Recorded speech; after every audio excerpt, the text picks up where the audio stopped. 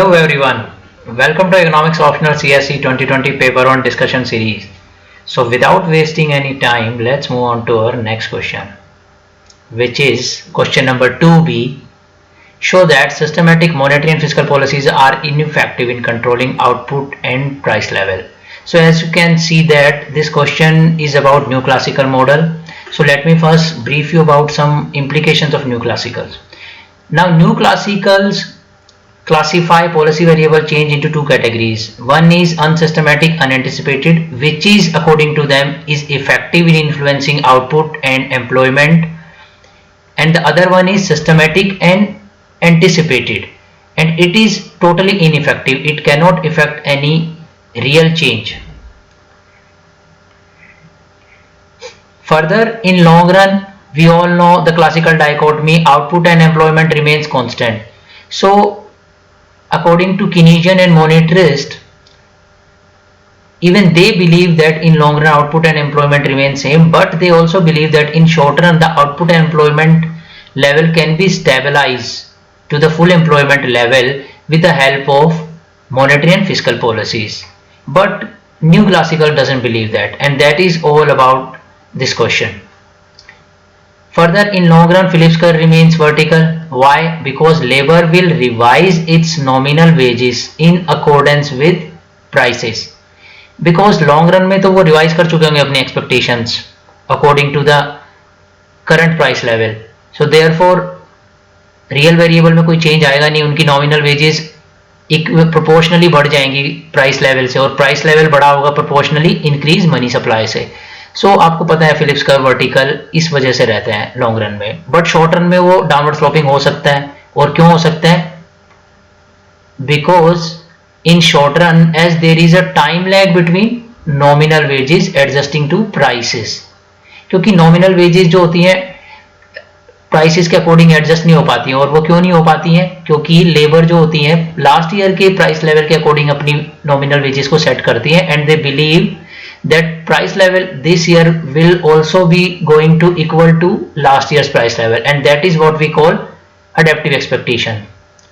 So therefore labor can be fooled to supply higher labor at given real wages, because they will believe that their real wages have risen, but that will not be the case, and in that illusion they will supply more labor. So their naive behavior based on adaptive expectation can be exploited by monetarist and Keynesian. What do you think? Can't be or can be? Of course that can be used by monetarist and Keynesian, that naive behavior for controlling output and prices. So let us see with an example. This is labor market, this is goods market. Labor supply curve is for the given price level, that is upward sloping, increasing with the nominal wages, and labor demand curve is downward sloping. As the nominal wage is increasing, the labor demand will decrease. So this labor demand curve would also be according to the given price level, because the marginal value product of the labor will increase. Therefore at the given nominal wages the demand for labor can increase. Similarly in this goods market, aggregate supply curve is for the given price level, and the aggregate demand curve is downward sloping, because as the price level will decrease the aggregate demand will increase. But when we consider monetary and government expenditure, monetary policy and fiscal policy variable, that can bring shift to the aggregate demand curve. Now let's see the process. When the aggregate demand curve will shift due to increase in money supply from AD to AD dash, that will affect the changes in prices, but those prices will not be forecasted by the labor, and that will be forecasted only by the producers. So producers will know that the value of the marginal product of labor has increased because the price level has increased. Therefore they will shift their demand curve, but labor is unaware about that, and they will bargain their nominal wages based on the last year's price level, that is P naught. So they are forming adaptive expectations, and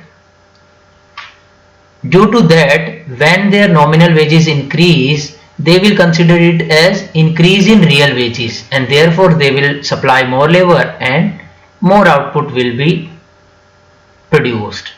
But this is happening Why this is happening? Only because they are forming expectation based on last year prices. So their expectations are adaptive in nature, and they do not know how the monetary policy and government expenditure affect the price level. So now you can read this paragraph. Labor supply is still based on P naught adaptive expectation, therefore labor supply curve is constant. Moreover, under money illusion, they believe rise in nominal wages from W naught to W1 implies their real wage has increased, but that is false, as increase in price level is more than the increase in nominal wages, therefore not leading to increase in real wages. Only in long run they will realize their mistake and would bargain higher nominal wages to keep their purchasing power same. Due to this time lag, there arises scope for monetarist Keynesian to influence AD via MP and FP. But this was discarded by the New Classical. New Classical questioned such a proposition. They argued labor is not naive and do not form adaptive expectation based on last year prices P naught, but they are rational and form their this year's prices expectation based on all the given information. Further, they understand the relation between policy variable. For example, when RBI decreases repo rate this year, they know it will increase to money supply and higher prices will be there in the market this year.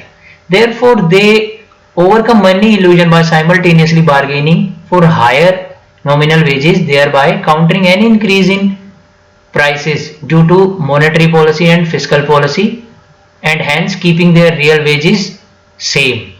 So since their real wages remain same, labor supply does not increase, means that would mean no increase in output.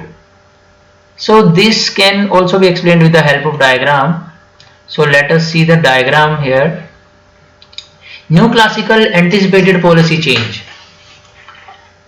So this is again labor market and this is product market. So this time when there will be increase in money supply or government expenditure and the AD will rise, not only the firm will know that the price level has changed or the price level will going to change this year due to increased money supply to P1, and therefore they will shift their demand curve, but the labor will also know that due to increase in money supply or government expenditure, the price level will going to rise. Therefore, this time they will not set their nominal wages according to the last year price level, but according to the expected price level which they have formed in accordance with rational expectation, which has considered the changes in monetary supply and government expenditure. Therefore, this will nullify any increase in labor supply and hence increase in output. Now let's read this paragraph. Under anticipated policy change, labor supply and labor demand both shift simultaneously with no time lag, unlike monetary Keynesian model. This cause also aggregate supply to shift together with shift in aggregate demand with no time lag, hence no change in output and employment change in prices is known to all, and hence no monetary policy fiscal policy control over prices, because इस बार firm को भी price level का पता था और labour को भी पता था, तो इसलिए कोई चेंज नहीं आएगा. अब कोई मार्केट में प्राइस की इंफॉर्मेशन की असिमेट्री नहीं है, तो इसीलिए simultaneously when AD will shift, AS will also shift according to the change or the expected change price level, which is due to shift in labor supply curve. Okay, but what about unanticipated policy change? In that case, labor can be fooled. Even New Classical believe that when the policy variable change is unexpected, then labor can be fooled, but such a policy is useful only when government can foresee the future. Suppose government should have known in 2019 that the 2020 will be a COVID year and there will be downturn. Therefore, they could have increased fiscal policy or monetary policy to stabilize the full employment market or output level. But did government know? Nobody knew. So when government does not know, then it loses the advantage to fool the people, to increase the output level or stabilize the market. Therefore, New Classical suggests no interventionist policies approach. and hence has rendered the monetarist Keynesian apple cart without any buyer। क्योंकि rational expectation hypothesis के according new classical ने तो बोल दिया कि मोनेटरिस्ट और Keynesian policy किसी काम की नहीं है, तो अब वो किसको अपने एप्पल्स मींस अपनी पॉलिसी किसको सेल करेंगे? गवर्नमेंट तो बायर रहेगी नहीं अब, जब गवर्नमेंट को पता चल गया कि कोई फायदा ही नहीं है। तो ये एप्पल कार्ट टर्मिनोलॉजी यूज करी गई थी क्वेश्चन नंबर 9 2016 में। तो 80% और may be you can say 70% answer इसी आंसर से हो जाएगा क्वेश्चन नंबर 9 का। बाकी 30% को कभी नेक्स्ट वीडियो में डिस्कस करेंगे।